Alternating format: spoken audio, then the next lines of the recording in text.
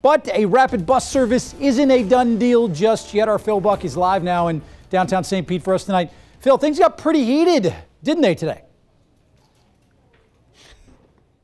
Yeah, they really did this morning. I mean, the St. Pete Beach City Commission held an emergency meeting this morning, and there was some strong language. We'll just put it that way. I mean, one city commissioner said that, quote, "This city is treated like a stepchild in this county."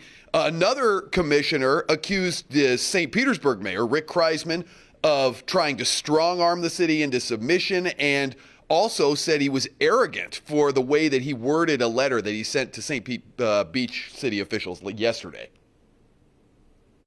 I didn't think it was arrogant at all. I mean, it simply was laying out the fact that this is, this has been something that we've talked about for a long time. St. Petersburg Mayor Rick Kreisman understands wanting to control what happens in your own community. But when it comes to improving mass transit options out to Pinellas County beaches, one of the area's biggest tourist attractions, he says there needs to be some collaboration. It's easy to be parochial.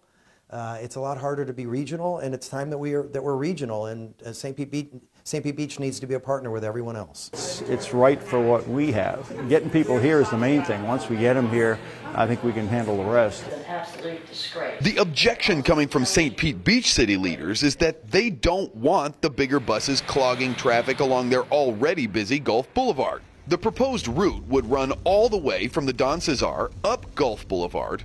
Another proposal would have the route go only to the county beach access north of the Don.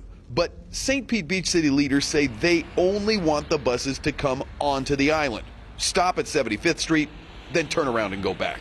I doubt that that's really a viable option to put the buses down Gulf Boulevard. We're not against mass transit. We think it's beneficial, but we need to look at our requirements and our limitations and say, okay, we need something that works for us. There is some risk that they took in taking the action they did, because these are state roads. This project could go forward, and if it does go forward, it's very possible that some of the compromises that potentially they could have received may go away.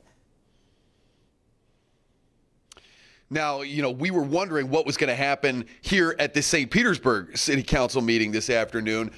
Just in the last hour, the council here voted unanimously as well. They voted to approve $4 million to contribute to the Pinellas Suncoast Transit Authority, who is running this whole project. They did not, however, put any stipulations on that money, which is something that was being inferred earlier, that maybe they were going to put some stipulations on that $4 million.